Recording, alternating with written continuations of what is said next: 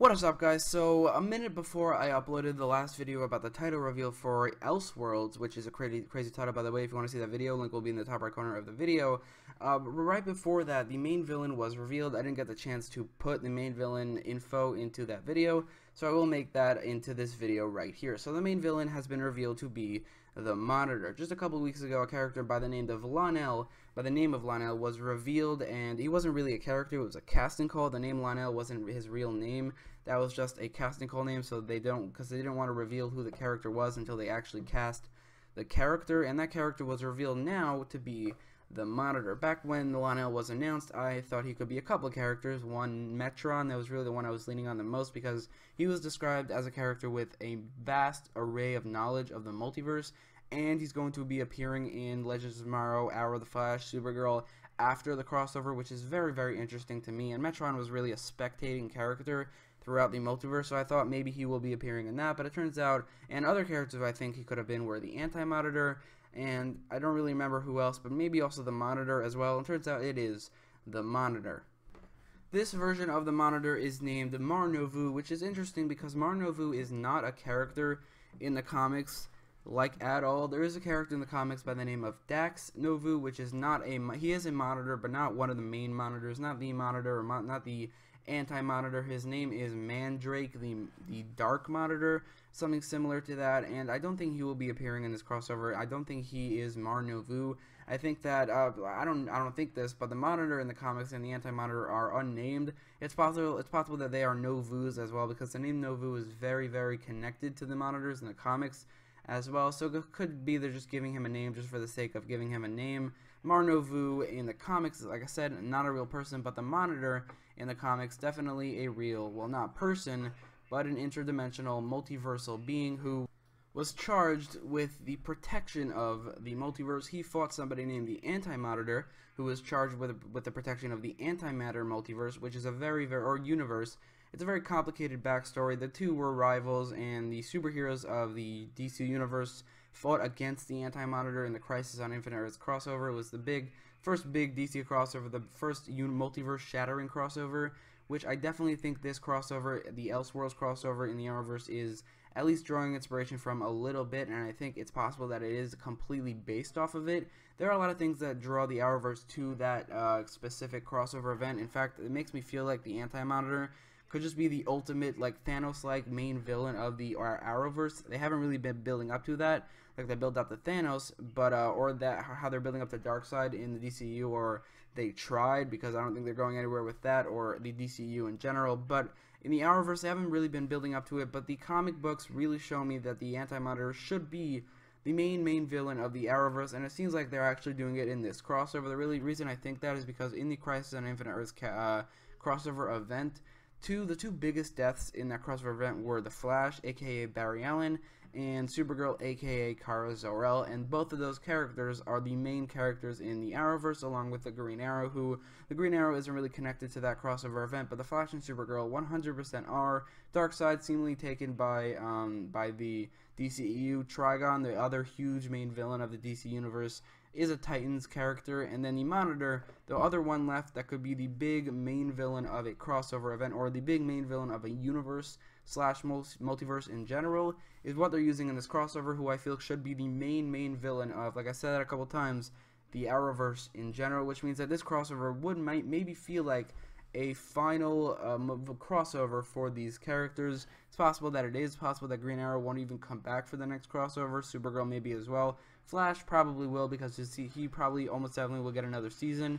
But the other shows, it's not 100% sure, so I think they're trying to do this crossover right now because they might not get another opportunity with the main shows of the Arrowverse at this point, and using the Anti-Monitor is very interesting to me. Or not the Anti-Monitor, the Monitor. It doesn't seem like they're using the Anti-Monitor, and the reason is because the Anti-Monitor and the Monitor are very complicated characters with very complicated backstories, and explaining the two characters' backstories and their rivalry and everything to do with them in 120 minutes is just not possible, in my opinion. I mean, that's really just one movie. If they had a season long to do it, if they had one season of, let's say, The Flash, where the main villain was the Anti-Monitor, they could definitely do this in one season, and I think that would probably be the best season of The Flash ever.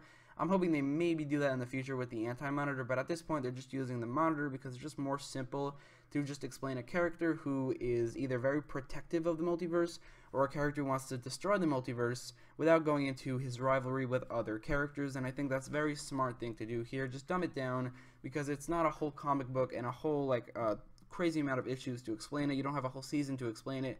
You have 3 episodes, which is 120 minutes long. It's basically one movie, which is pretty crazy to think about. The last crossover was more than a movie. It was a little long for a movie, but this one, 2 hours long. It's basically a movie, and that's something I'm very, very excited for. I feel like this will be by far the best Justice League movie ever. Not like there's any competition. I mean, there's Crisis on Earth X, there's Invasion, but I think this will take it to a whole nother level with the Anti-Monitor, not the Anti-Monitor, but the Monitor. But like I said, the reason they're not using the Anti-Monitor is just to dumb it down. It just makes more sense to do that. They could still use the Anti-Monitor in the future.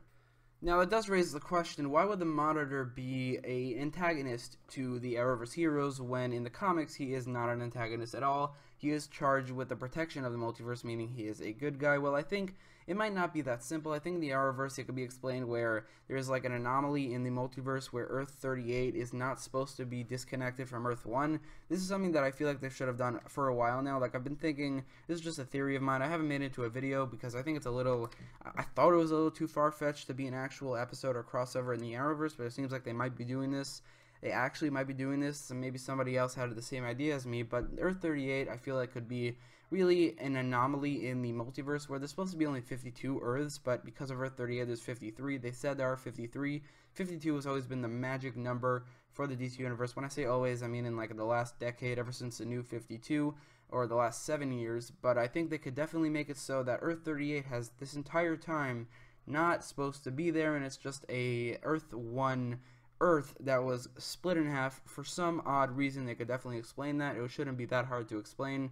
But that's really my main theory, how the Monitor could be the antagonist of this crossover, where the Arrowverse characters try to stop the Monitor from fixing the multiverse, because really putting Earth 38 and Earth 1 together might kill a lot of people, similar, like I said, to Thanos in Avengers Infinity War. Obviously they're not using the multiverse over there in Avengers Infinity War and Avengers 4, but it could be the same thing where in the end they feel defeated, but in this case, not the same thing in the Avengers, but in this case, they could feel defeated, but in the end, the Monitor leaves after that because he succeeded, and everything is good in the multiverse, and Earth 1 and Earth 38 are in their rightful places. A lot of people died, the Arrowverse heroes failed, but I think the Arrowverse would be better off for it, because that means Supergirl, Superman, Martian Manhunter, and the Legion of Superheroes would be in the same universe as the rest of the Arrowverse, maybe even Batwoman and Batman, because who knows what Earth they're going to be on at this point. But my main point is that I think the main conflict of this crossover, outside of whatever they're happening in Gotham, because I think it's pretty crazy how they're doing both this and that at the same time, but I think the main conflict will be the Monitor is trying to fix the multiverse, but that will end up in a lot of deaths, so the Arrowverse superheroes are trying to stop him. When this was revealed, this completely blew everything out of the gate. When it was revealed that the Monitor would be the main villain and the title was Elseworlds, it blew everything away because I did not think it would be so high stakes.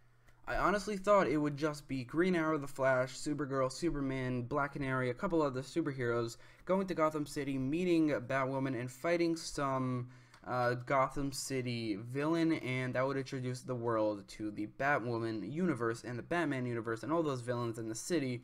But it turns out this crossover has so much more on its shoulders. It has it has to introduce Batwoman. Superman has to meet the rest of the Arrowverse. It has to have this whole thing with the multiverse. Something I did not expect to see at all. And honestly, it just makes me more excited. I don't know if they'll be able to do all of this, but if this is actually a multiverse-shattering event that completely gets rid of the multiverse, or at least makes Earth 38 a part of Earth 31, then honestly, I would not be excited for anything less, or anything more, I should say, just because this is exactly what I want to see. I want to see the multiverse completely destroyed in the Arrowverse, and just going off of what we knew before this, I thought there's no way that would happen in this crossover, but just going off of what we see now, it's called Elseworlds. The main villain is the frickin' Monitor, who in the comics, the Anti-Monitor, did destroy the multiverse, and they're using so many aspects from the Crisis on Infinite Earth crossover that I think it's so inspired by that I am so much more excited for this crossover than I was before today.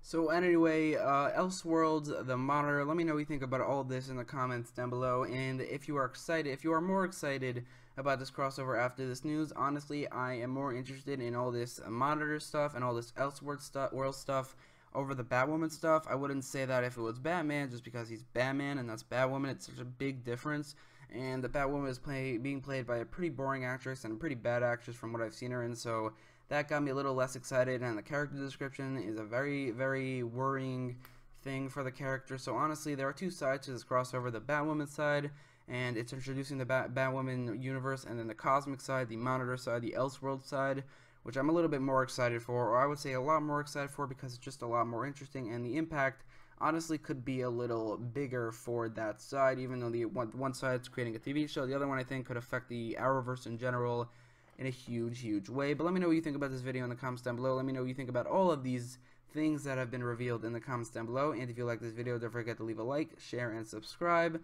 and thanks for watching.